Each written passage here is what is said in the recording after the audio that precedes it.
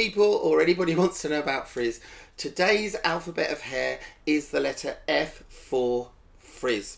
I'm going to hopefully give you information about what causes frizz and also some recommendations that I know of that can counteract frizz. So let's move forward and look at frizz. Frizz, frizz, frizz, frizz, frizz, frizz. Get all the bits off the black. Many people have to deal with frizz. Men, women, children, and me.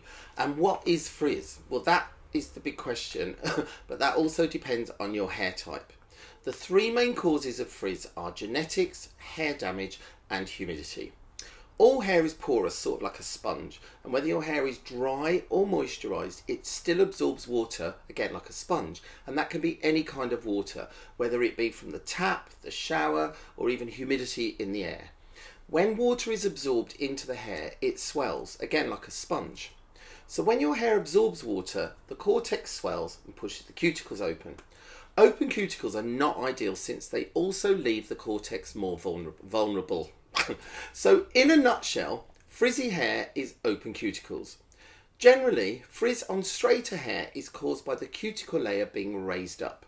When the cuticle is lying flat, no frizz. Curly hair has particularly open cuticles, especially at the ends, unfortunately making it even more prone to frizz. The key to preventing frizz is to keep hair healthy so that the cuticles stay closed and as smooth as possible. Too much product will weigh down your hair as well, or worse, trap water inside and lead to more damage in the future. Perfectly healthy hair can still absorb water and get frizzy, and damaged hair is even more vulnerable. Heat, chemical treatments and bleaching, even sun rays can cause your cuticles to lift up, leaving your hair more vulnerable to humidity.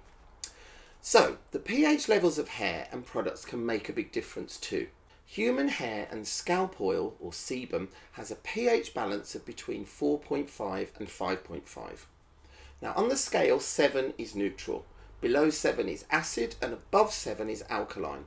Many hair products that people use disrupt the natural pH of the hair.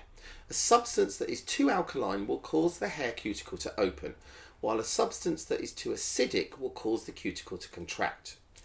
If you have problems with flaky, itchy or dry scalp, eczema, etc., it's quite likely that your scalp and hair are too alkali. This means that you are using a product that has a high pH above 7 and it's stripping away your natural acidic sebum that also fights bacteria. Using a lower pH shampoo may also cause less frizzing and breakage. If you have permanently dyed or chemically treated hair, then it was first treated with a highly alkali substance to expose and change the hair's cuticle, and then it goes through a process of neutralizing with a highly acidic substance to flatten the cuticle again.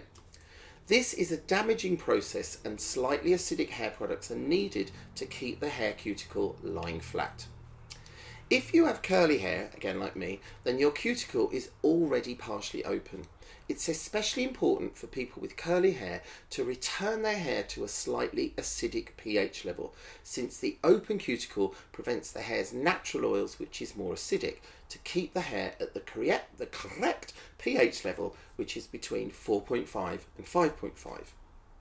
If you have straight hair, you should ideally use hair care products that are pH balanced, but you probably don't need to apply any extra products because of the natural sebum moving through your hair, which helps to create a more natural pH balance.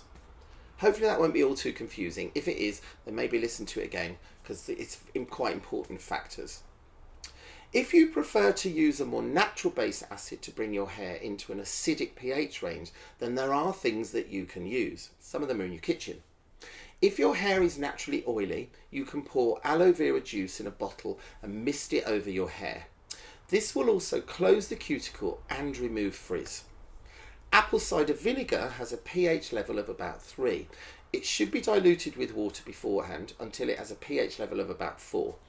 Many people prefer aloe vera gel because the vinegar smell is too strong. But if you rinse your hair after using the natural acid, the water will deactivate the acid. Use these only once or twice a week though, that would be my recommendation. You can also apply a leave-in conditioner to wet hair. This will also return your hair to the 4.5 to 5.5 natural acidity if your hair is naturally dry or damaged. So what are the other causes of frizz?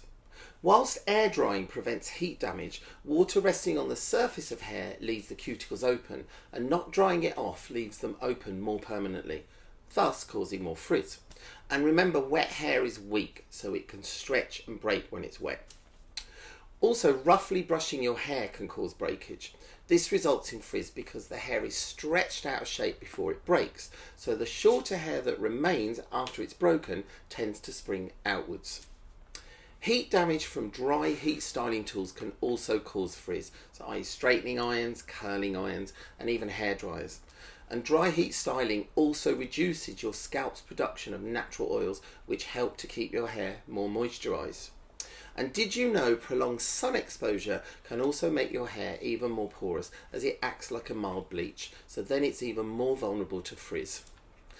And the last thing is using a razor to cut curly hair, which I have to say has been done on my hair, and it's a nightmare. It weakens the already naturally weakened hair cuticle and promotes instant frizz. Don't recommend it, don't do it, don't have it done. So let's go back and look at humidity, as this is a really big problem for a lot of people, causing them frizz. Moisture from humidity in a humid environment penetrates the hair shaft and is absorbed into the cortex, causing the proteins there to swell. Different kinds of proteins absorb moisture and swell differently, causing the hair shaft to twist and bend in an irregular pattern. To prevent this, I recommend using conditioners and styling products that actually contain dimethicone, which is a silicone that repels humidity. There's a lot of conflicting information online about these kind of products, and also in the media about frizz and what's right and what's wrong. But products and treatments that work well for one person might not work for another due to factors such as curl pattern, hair density, hair porosity, the amount of natural oils your scalp produces, whether the individual strands are coarse or fine, the protein levels which are affected by one's diet, allergies to certain ingredients, and regional humidity levels. Some of the methods used to smooth frizz can cause damage, making hair even more frizz prone than before. For example, flat irons, which a lot of people use to smooth their hair out, can actually burn their hair, especially when they're not temperature controlled. And some hair products contain drying ingredients, for example, the silicones. Now, us experts recommend the use of products containing silicones, while others warn that silicones can cause build-up. Products such as serums, pomades, and hair waxes are designed to reduce frizz, and each has its advantages and disadvantages. Now, what I recommend is that you will have to go through a bit of sort of trial and error as to what works best for you. Silicones, I don't think personally are that bad for you or that bad for your hair, but what I do think is if you're using a product with silicone in to help smooth out your hair, it's really important that you shampoo the product out really well so that then your hair can repair itself without the silicone on it. And that is frizz covered in as small as most contained information that I can give you, rather than waffling on for hours and hours, which I could do. So let's summarise and look at the biggest recommendations for reducing frizz. Regular use of instant deep conditioners and leave-in conditioners is always a good thing. Occasional hot oil treatments and regular trims to remove any split ends or damaged tips is also something I recommend. Lowering the temperature on your heat styling tools, so for example your straightening irons and your curling irons. If you don't have a temperature control, I suggest you get an iron that does. You can also use a diffuser if possible when blow drying, although sometimes that's not possible for the kind of style that you're trying to do. So I suggest to use a nozzle on your dryer because it makes the air much more directional and stops blowing the cuticle elsewhere all over the place. And last, never use a curling iron or a flat iron on wet hair, and that means ever. Also, keep an eye out for pH balance products. They're always useful and really good for sorting out the pH balance of your hair in general. And the last two things to remember: back combing can be damaging too, as can combing curly hair when it's dry. So apply a good conditioner when you shampoo after you've back combed or you've brushed your hair when it's dry. And that's about it for frizz. I hope that's helped. If not, write to me and I'll see if we can help you with any other information. See you later. Before you go, here's a list of some products that I recommend for de-frizzing your hair. There's a lot on the market, so I'm just going to give you a list of the ones that I know and would recommend.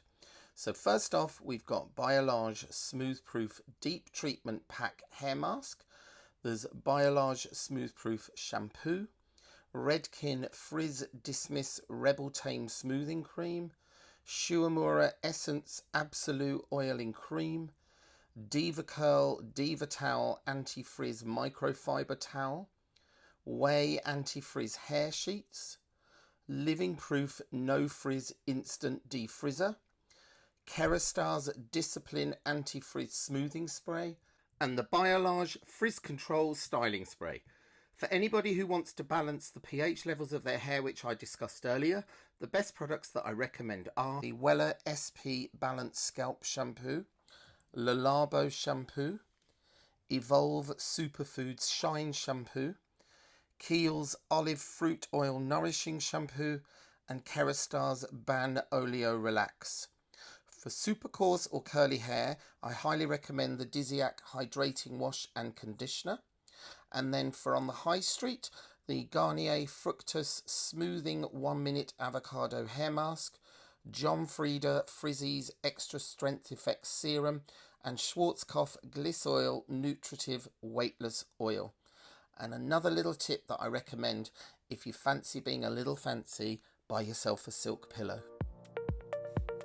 If you like this video and want to see more, then you can subscribe to my YouTube channel, which is here, and you can also follow me on Instagram, Facebook and Twitter, and also Instagram TV.